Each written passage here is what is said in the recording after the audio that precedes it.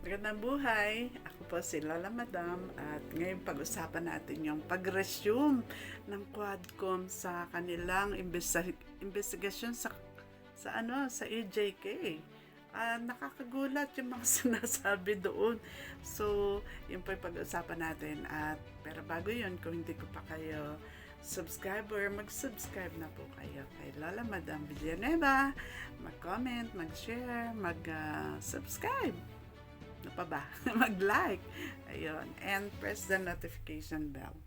So, yung po kanina, medyo napanood ko kasi sobrang haba naman ng hearing. At yung napanood ko doon is that yung isa pong resource speaker, si Mrs. Hamos, nakalimutan ko yung first name, yung anak niya, 17 years old, hindi addict, hindi pusher, pero napatay ng mga pulis. Ayun. So, patay, walang kalaban-laban. Tapos, eto na, yung kanyang yung mga kasama niya, lima daw sila eh. So, napatay yung apat. Yung isa ay nakaligtas. In other words, hindi siya napatay. Pero, nakasuhan. Kinasuhan pa siya. At hindi lamang siya ang kinasuhan, kundi alam niyo kung sino yung mga nakasuhan. Yung mga napatay, kinasuhan pa rin.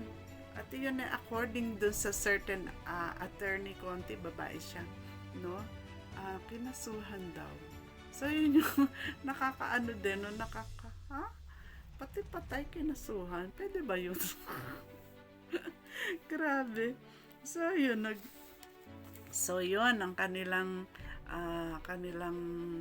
napanood ko kanina, no, na talagang nakakaano naman yun, bakit pati yung patay kinasuhan, at itong isa nakulong pa ata yung isa.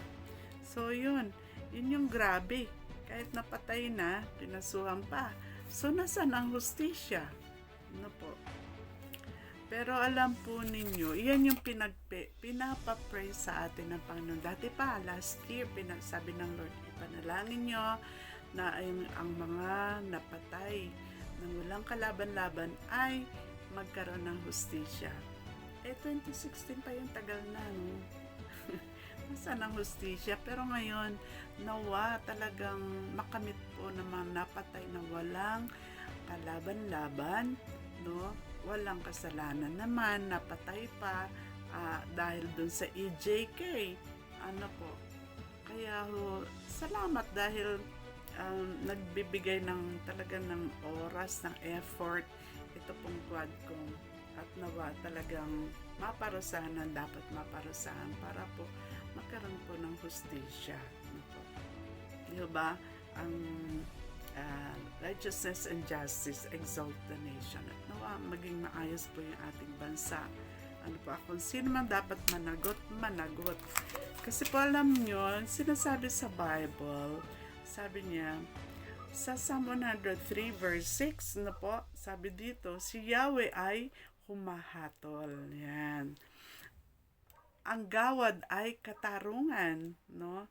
Natatamo ng inapi ang kanilang karapatan. Yun yung patuloy natin ipanalangin, na talagang yung karapatan ng mga inapi ay maibigay, magkaroon ng katarungan, at maigawad yung katarungan. Alam niyo sa English, sa English, sabi niya, the Lord works vindication and justice for all who are oppressed. Ayan po. So, yung mga walang kasalanan, dapat ma-vindicate. At yun namang mga may kasalanan, dapat maparusahan. Di po ba? So, yun po yung dapat natin panalangin. Yes, Lord, tulungan niyo po ang aming Quadcom na talagang ma-uncover yung mga nangyaring mga EJK, extrajudicial killing, at maparusahan talaga kung sino may kasalanan. Yes, Lord. Para yun po yung sabi niyo, di po ba, Lord? Ayan.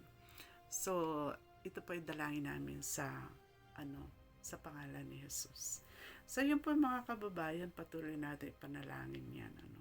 At talagang magkaroon ng katarungan yung mga napatay nang walang kalaban-laban.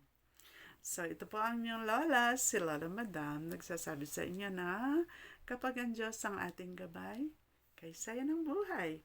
God bless everyone. Bye!